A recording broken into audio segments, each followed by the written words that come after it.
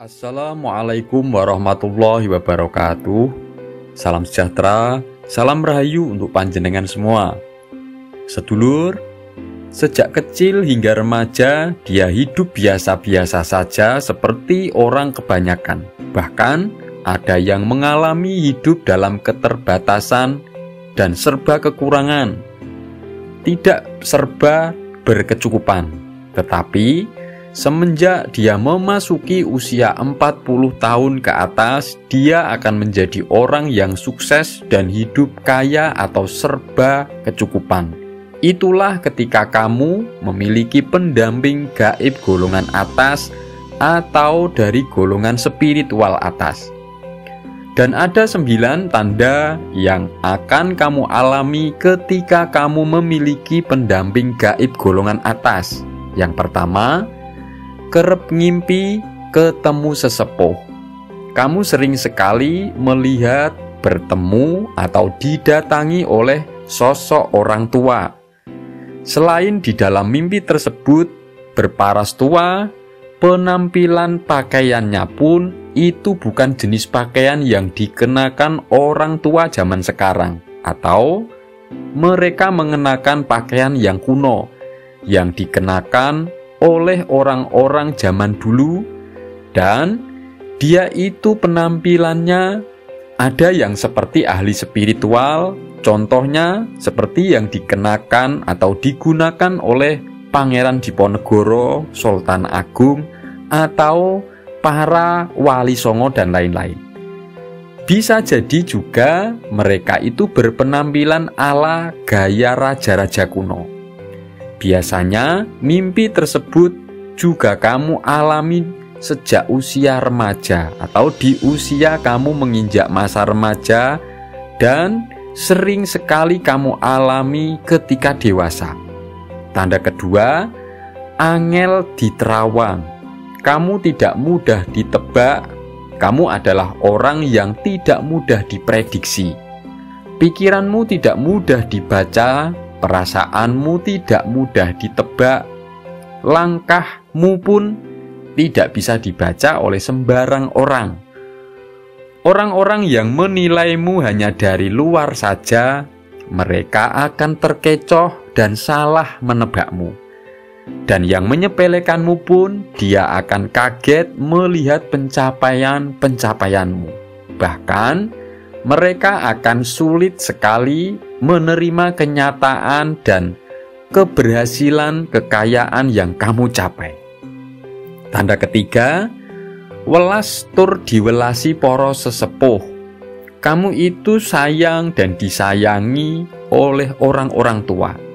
Jadi, sejak dari kecil kamu punya kedekatan dengan orang-orang tua, seperti kakek atau nenekmu sendiri, bahkan orang lain. Mereka sangat suka sekali kepadamu dan menyayangimu. Mereka sering memberimu perhatian yang lebih dari saudara, bahkan teman-teman yang seusia denganmu. Dan kamu pun mudah sekali akrab dengan orang-orang tua sejak dari kecil hingga sekarang.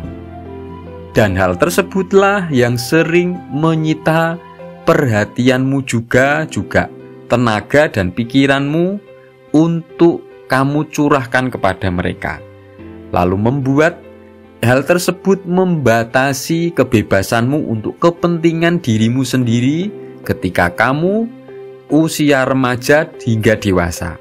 Tapi dari situlah kamu itu mendapatkan keberkahan yang kamu dapat di usia tuamu. Tanda keempat, seneng lan disenengi tur welas asih ing bocah cilik-cilik. Kamu itu merasa sangat senang melihat anak kecil dan mereka pun juga menyukaimu. Kamu memiliki rasa kedekatan yang sangat tinggi kepada anak-anak, sehingga membuatmu bisa memberikan perhatian dan kasih sayang kepada mereka. Lalu, dalam hal sedekah pun biasanya itu kamu lebih mengutamakan bersedekah kepada anak-anak, terutama anak yatim. Ketahuilah, ini adalah efek daya pamomong dari pendamping gaib golongan atas, sehingga bisa memunculkan perilaku suka merawat atau mengayomi anak kecil yang akan menjadi generasi penerus. Tanda kelima, ngalelah. Kamu suka mengalah dengan orang lain. Hal ini itu kamu alami sejak dari masih kanak-kanak. Kamu punya empati yang tinggi terhadap teman atau sahabat-sahabatmu, lebih-lebih kepada saudaramu sendiri. Bahkan bisa dikatakan kamu itu tidak pernah memperebutkan sesuatu dengan orang lain, seperti berebut mainan ketika masih kecil, masih anak-anak, berebut pacar ketika remaja, atau memperebutkan posisi pekerjaan ketika kamu dewasa. Ketika akan terjadi hal seperti itu, kamu pasti mengalah untuk orang lain. Yang keenam, hati-hati lan setiti. Kamu mempunyai sikap sangat berhati-hati dan teliti. Tidak berburu-buru dalam melangkah dan memutuskan pilihanmu, karena kamu tidak ingin melakukan satu kesalahan yang merugikan dirimu sendiri, apalagi itu merugikan orang lain. Dalam menilai sesuatu pun, kamu juga sangat teliti. Kamu tidak ingin salah dalam memilih yang itu bisa membuatmu kecewa. Dan sikap inilah yang membuatmu memilih sesuatu dan mengambil langkah yang menguntungkan yang kamu lakukan, dan itu berkahnya muncul ketika kamu dalam usia tua. Lalu yang ketujuh, mikir lan lumaku kanggo besuke. Kamu berpikir dan berbuat sesuatu untuk masa depanmu. Kamu berpikir secara jangka panjangnya, dan dalam mengerjakan sesuatu pun itu kamu memilih melakukan pekerjaan yang bisa membawa perubahan yang lebih baik untuk masa depanmu.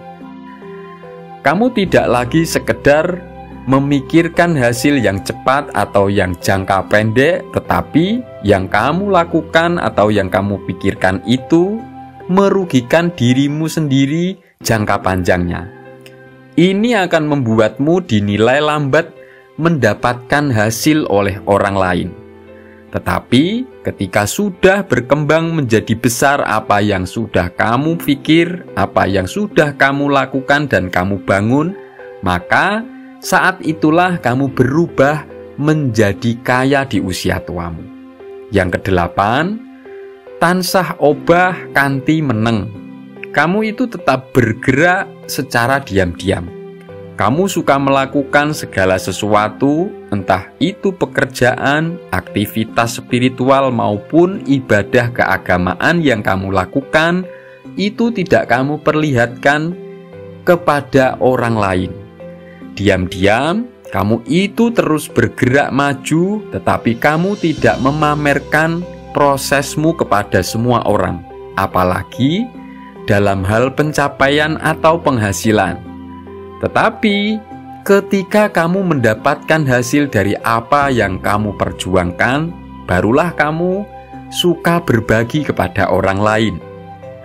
Tanda kesembilan, ngelak ngilmu, haus ilmu. Kamu terus belajar dan menambah pengetahuanmu. Tidak merasa cukup dan merasa puas dengan apa yang sudah kamu capai, lalu menjadikan kamu berhenti berusaha. Kamu selalu berusaha untuk menambah pengetahuan.